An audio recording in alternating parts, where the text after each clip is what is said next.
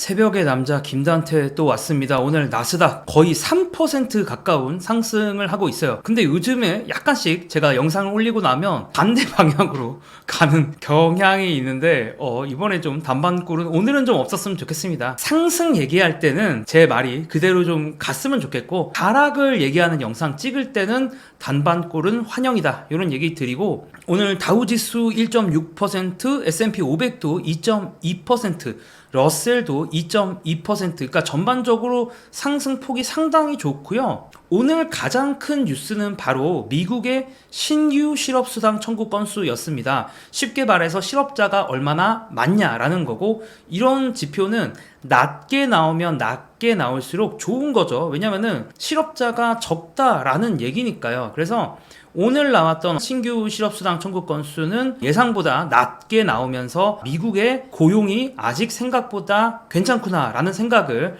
하게 만들었습니다. 여러분들도 알고 계시겠지만 최근에 증시의 변동의 시작 중에 하나가 미국이 경기 침체에 빠질 수 있다라는 거였기 때문에, 이렇게 실업수당 청구 건수가 나오면서 미국의 고용이 좀 괜찮으니까 경기 침체가 없다라는 생각을 만든 게 오늘 시장 상승의 결정적인 요인이었다 라고 할 수가 있고요. 이걸 여러 가지 데이터로도 볼 수가 있을 것 같은데, 이번 2024년에 실업수당 청구 건수를 이제 뭐 20년이나 21년, 22년은 이제 여러 가지 좀 업다운이 심했다 보니까 이제 그 해를 제외하고 평년이라고 할 수 있는 뭐 2018년, 2019년, 2023년과 비교를 해봤을 때는 거의 똑같이 움직이고 있습니다. 그러니까 평년과 똑같다라는 거, 미국 경제 큰 이슈 없다라고 우리가 볼 수가 있는 것 같고요. 투자은행 에버코어에서도 뭐 긍정적인 리포트를 발간을 했는데,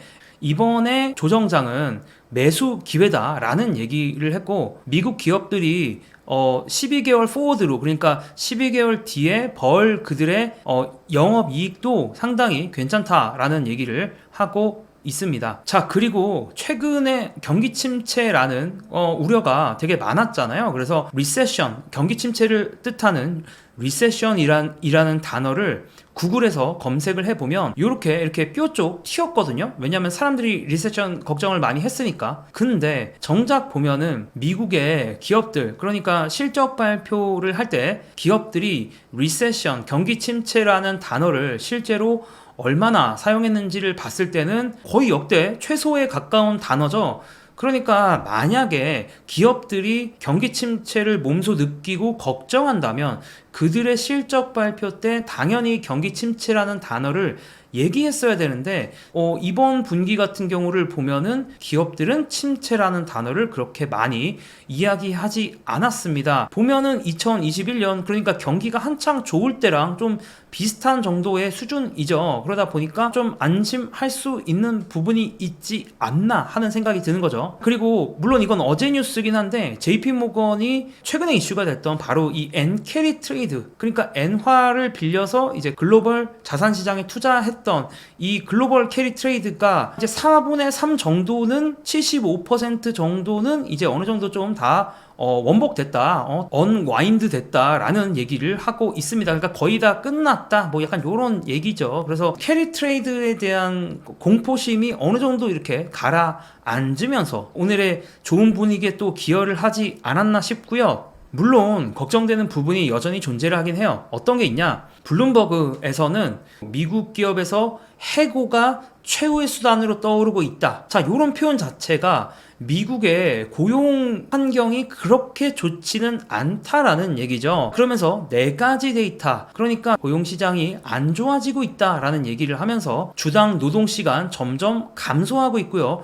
그리고 경제적인 이유로 파트타임으로 일하는 미국인의 인원은 점점 늘어나고 있고요. 그리고 실업률 바닥 찍고 서서히 상승하는 분위기로 가고 있죠. 그리고 월간 비농업 고용 변동도 점점 우하향하는 그런 느낌으로 가고 있습니다. 한마디로 이제 이 네 가지 지표를 봤을 때 고용 시장이 그렇게 좋지는 않다라는 얘기고요. 물론 이게 당장 해고로 나타나진 않았어요. 왜냐면 이 해고라는 게 기업체 입장에서도 어떤 느낌이냐면, 최후의 수단 아닙니까? 이 해고라는 건 너무나도 기업 입장에서도 상당히 뼈아픈 수단이기 때문에 사용하고 있지 않고, 기사에 따르면 오히려 좀 중간 수단, 여기서 중간 수단이라는 거는 직원들의 일하는 시간을 줄이는 형태로 일단은 기업에서 대처를 하고 있다라는 얘기를 하고 있어요. 그래서 여전히 어쨌든 고용시장이 말하는 방향은 분명히 좀 걱정되는 방향으로 가고 있는 거는 사실인 것 같습니다. 또한 파이낸셜 타임스에서는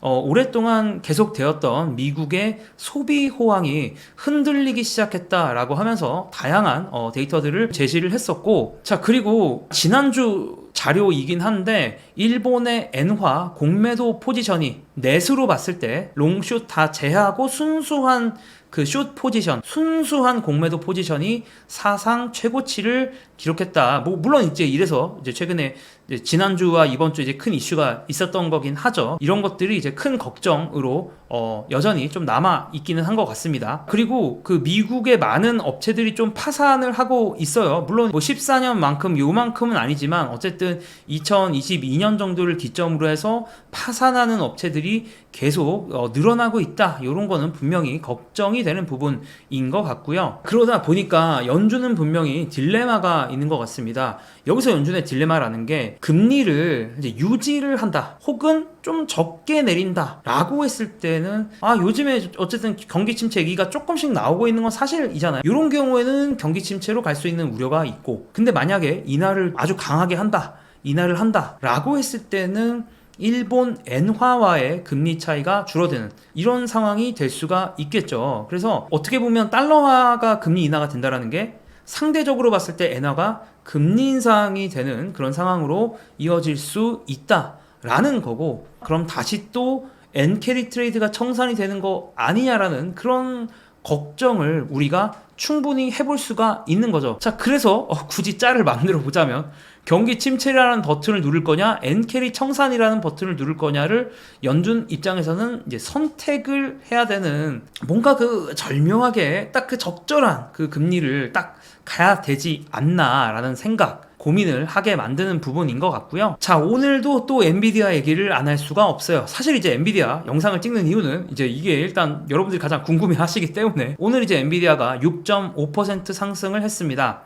오늘 엔비디아와 좀 관련된 뉴스는 바로 시장 조사 기관이라고 할 수 있는 반도체 관련된 거 이제 항상 조사를 하는 트렌드포스의 또 보고서가 나왔는데, 트렌드포스에서는 2025년에 이제 예측치를 발표를 했습니다. 엔비디아의 이제 차세대 반도체라고 할 수 있는 블랙엘 플랫폼이 엔비디아 하이엔드, 그러니까 고성능 GPU 출하량의 약 80%를 2025년에 차지할 것이고, 그런 경우에 엔비디아의 고성능 GPU 시리즈의 출하량의 성장률을 55%나 더 올릴 거다라는 얘기를 하고 있습니다. 한마디로 이제 엔비디아에 대한 좀 긍정적인 전망을 내놨다라고 할 수가 있을 것 같고, 이게 약간은 시장 자체도 좋았지만 또 이런 트렌드포스가 엔비디아가 잘 될 거다라는 이런 리포트 자체가 주가 상승에 기여를 했다라고 할 수가 있고요. 물론 이제 엔비디아가 뭐 아시겠지만 AI와 관련된 지출이 이제 빅테크 기업들을 중심으로 증가했음에도 불구하고 엔비디아가 최근에 이제 주가 하락이 꽤 컸죠.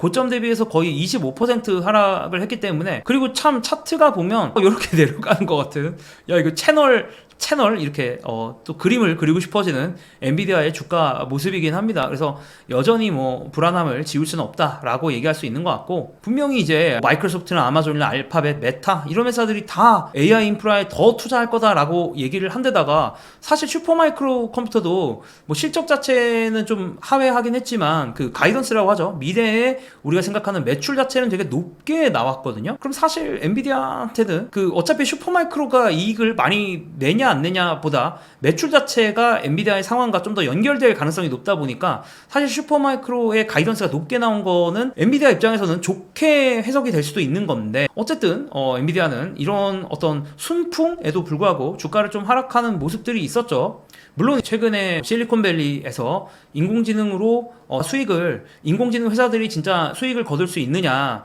너희들이 지금 비용은 많이 먹고 있는데 정말 수익 나는 거냐라는 그런 논쟁이 있었고, 그런 것들이 최근 이슈가 됐기 때문에 엔비디아에 대해서도 좀 부정적인 시각들이 많이 생긴 건 사실이죠. 그리고 뭐 아시겠지만 최근에 이제 엔비디아가 블랙엘을 이제 개발함에 있어서, 양산함에 있어서 분명히 지금 생산에 차질이 있다, 좀 지연이 될 수 있다, 이런 이슈가 분명히 존재하고, 제가 어저께도 그거에 대해서 짧게 말씀을 드렸었죠. 이런 것들이 이제 엔비디아의 발목을 잡는 그런 이슈로 부각이 됐었고요. 물론 이제 엔비디아만 타격을 받은 건 아닌데, 필라델피아 반도체 지수도 7월 고점 대비 20% 이상 하락을 했기 때문에 뭐 엔비디아만 힘든 상황은 아니긴 합니다만, 어쨌든 그런 여러 가지 이슈들의 한가운데 있다 정도로 정리를 할 수 있을 것 같습니다. 어쨌든 블룸버그에서는 엔비디아가 약간 걱정된다라는 그런 기사가 나와서 한번 제가 짤막하게 소개를 드려봤고요. 자, 그리고 또 하나 그냥 또 하나 좀 재밌어서 갖고 와 보면은, 버핏이 원래 일본의 상사 회사들을 많이 사지 않았습니까? 근데 블룸버그에서 아니 주가가 폭락하고 보니까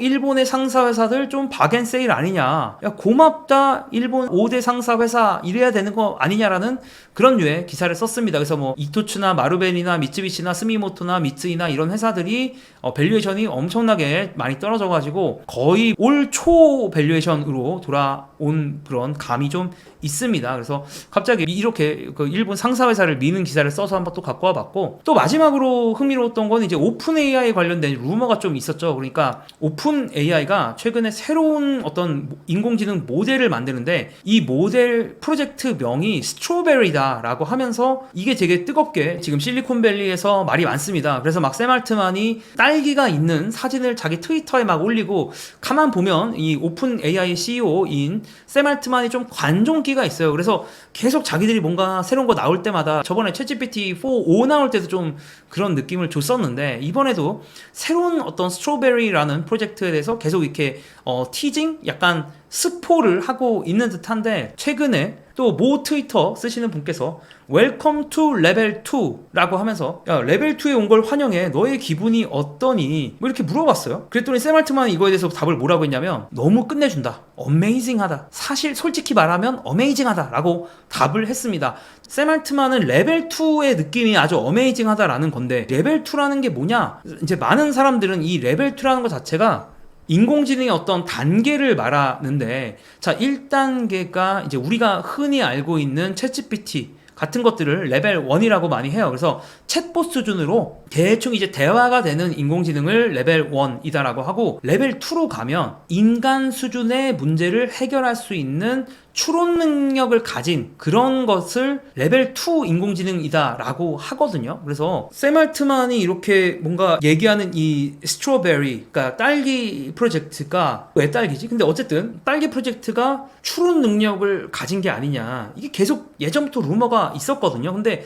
루머가 이렇게 계속 있었다는 거는 분명히 뭔가 추론과 관련된 프로젝트를 분명히 진행을 한다라는 건데, 이게 꽤 정말 수준이 올라온 건지, 이 샘 알트만 형이 자꾸 이렇게 스포를 조금씩 하는데, 제가 경험적으로 이렇게 스포를 하면 얼마 안 돼서 공개를 하긴 하더라고요. 그래서 또 새로운 인공지능이 또 공개가 될 때가 된 건가 라는 생각도 조금 했고, 근데 이제 그런 것과 좀 다르게 사실 요즘에 인공지능 분위기는 조금 싸하긴 합니다. 왜냐면 오픈 AI의 주요 직원들이 리더급 인력이거나 이제 공동창업자급 인력인데, 이런 인력들이 나가고 있는 데다가 또 캐릭터.ai라고 인공지능 관련된 서비스 중에서 가장 잘 되는 거, 이건 이제 가상의 인물들과 채팅을 할 수 있는 그런 서비스인데, 이런 캐릭터.ai의 창업자들이 다시 구글로 돌아온다 라는 발표가 나왔거든요.